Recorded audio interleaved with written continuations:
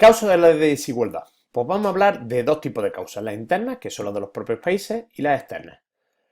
Entre las internas destacamos sistemas políticos corruptos y carentes de medidas democráticas. O sea, los políticos normalmente pues no cumplen las leyes, se apoderan de dinero, se apoderan de recursos y además la mayoría de la población no cuenta con un mínimo de derechos y libertades. A eso le sumamos que el Estado tampoco garantiza los servicios básicos como la educación, la sanidad, la seguridad. La población, ¿cómo es? Pues mayoritariamente analfabeta. Y es un círculo vicioso. ¿Por qué? Porque si tú eres analfabeto, tu hijo probablemente también lo será. ¿Por qué? Porque tu nivel de cualificación será bajo y no tendrás ni tiempo ni dinero para poder conseguir que tus hijos vayan a la escuela. Un tiempo razonable. Aquí pone tasa de paro alto, pero en realidad no es así. La mayoría de esta gente desempeña un trabajo. Lo que pasa es que lo hacen fuera de la ley, en una economía informal. Eso provoca que no se paguen impuestos. Y además, como muchos pobladores son gente pobre, se ven obligados a que sus hijos trabajen en condiciones de esclavitud. Fijaros además, qué cosa más curiosa. Los pocos que consiguen tener una cualificación medianamente aceptable se van hacia países desarrollados, con lo cual este país está perdiendo su cerebro. Por último, mucha población que vive en el campo intenta conseguir una vida mejor. ¿Y qué hacen? Se desplazan a la ciudad buscando eso. Cuando llegan a la ciudad, ¿qué se encuentran? Pues un panorama totalmente opuesto a lo que ellos pensaban. Porque normalmente acaban en barrios chabolistas donde viven en condiciones peores que en el campo.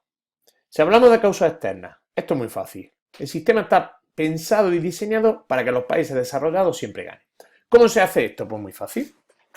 Tu país pobre te dedica a fabricar lo que requiera más mano de obra, lo que contamine más, lo que requiere una tecnología más sencilla, y nosotros, los países desarrollados, fabricamos por lo que requiere más tecnología, lo que requiere más cualificación, lo que dé más beneficio.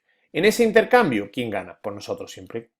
Porque además la mayoría de organismos internacionales y multinacionales son de países desarrollados y están favoreciendo que cada vez haya más diferencia entre países ricos y países pobres.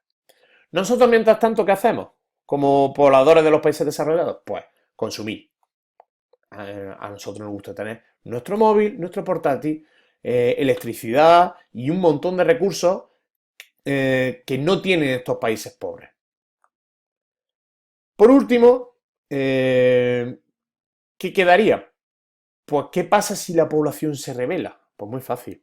Si la población se revela, ¿qué hacen esto, qué hacen las grandes empresas o los grandes organismos internacionales?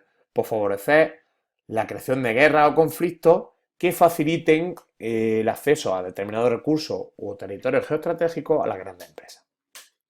¿Y si la población de allí se quiere desplazar hacia otras zonas más desarrolladas para vivir mejor? ¿Qué hacemos nosotros? Pues muy fácil. Creamos barreras. Bueno, aquí vemos algunos ejemplos. Sucedió en Ruanda. Luego ya lo veremos en clase con más detenimiento. Esto es que veis aquí es de una hambruna en Etiopía o los galimperios en Brasil, que son gente que trabajaba en la selva, en minas, en unas condiciones totalmente miserables. Esta foto que es muy descriptiva de lo que es el hambre y esta foto que es probablemente de las más famosas sobre la muerte, sobre la pobreza. Ahora vamos a detenernos en los desplazamientos de población en el mundo actual, o sea, las migraciones internacionales. ¿Qué pasa? Pues cada vez hay más gente de países pobres que se desplaza intentando buscar una vida mejor. Lo que pasa es que la gente no lo pueden hacer por los medios normales, tienen que buscarse medios pues como pateras, cayucos, ir a pie. ¿Qué destaca de esta población inmigrante? Que cada vez hay más mujeres y niños y que cada vez hay más refugiados, personas que huyen de su país por motivos religiosos, políticos, étnicos. ¿Hacia dónde se dirigen? Pues normalmente a países que tengan una mejor economía. Puede que sean pobres, pero no tan pobres como en el sitio del que van. Tenemos aquí un ejemplo. Fijaros, este es un mapa de la frontera entre México y Estados Unidos. Este es un mapa que se entrega a una ONG que se llama Fronteras Compasivas y se lo entrega a los inmigrantes mexicanos que intentan cruzar a Estados Unidos por el desierto.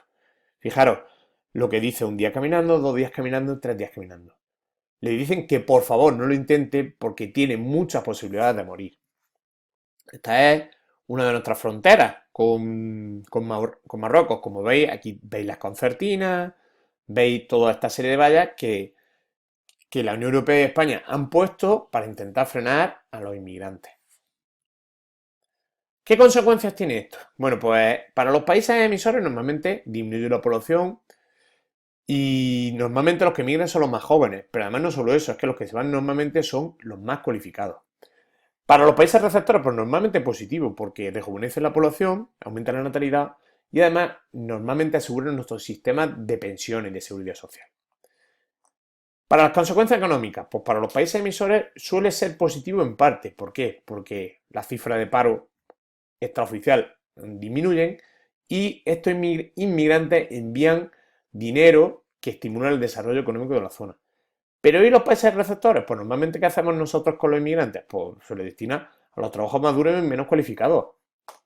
Y normalmente incrementan el consumo y esta gente paga sus impuestos como todos nosotros. Sociales, pues para los países emisores son bastante negativas porque implica la pérdida de familiares.